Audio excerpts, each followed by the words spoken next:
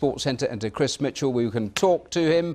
And Chris, this is extraordinary, isn't it? Because less than a week, that is how long it's taken Real Madrid to press the exit button for the current manager and rewind to Zidane. Yeah, Santiago Solari was living on borrowed time. We knew that much after getting dumped out, as you say, of the Champions League by Ajax. They're pretty much out of the race for the La Liga title. They were beaten by Barcelona twice in a week at home.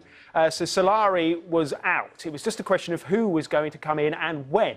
And Zinedine Zidane was not at the top of many people's lists. I've got to tell you, Matthew, it was Mourinho, and Mourinho had been talking about perhaps going back. It was Mauricio Pochettino of Tottenham perhaps was going, but no, Zinedine Zidane, who did say when he left Real Madrid after 878 days there, see you later, perhaps.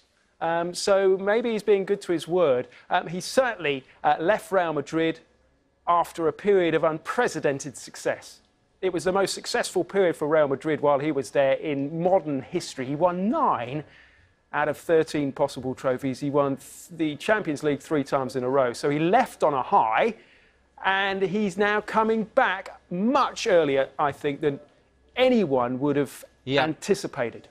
And on our screen is, of course, Zidane with holding the Champions League trophy. I mean, it was such a humiliating exit. I mean, you talked about him coming back, but do we know, is this a stopgap just for a couple of months, or is it rather longer, rather more? Well, I don't know. And we do have to précis all this. I just say that these are reports.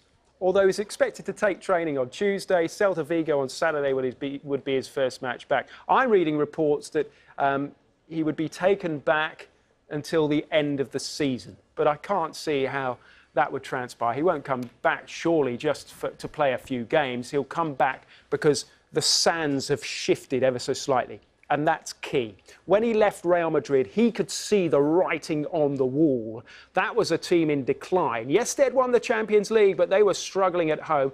And he was managing a team of old men, if you like.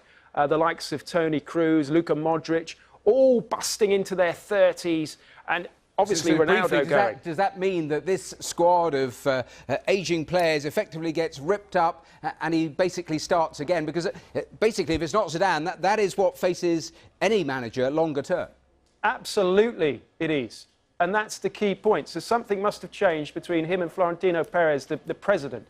I think when he came in as manager last time, it was very much as a motivational manager in the changing room. Come on, lads, we can do it. Now he's looking at a different kind of position where he'd be in control of things like who he signs and the kind of team that he wants to manage. Whereas before, he didn't have that power at Real Madrid. This time, I think it's likely he would have that kind of power. All right, Chris, thanks very much. Do stay with us. We're back with all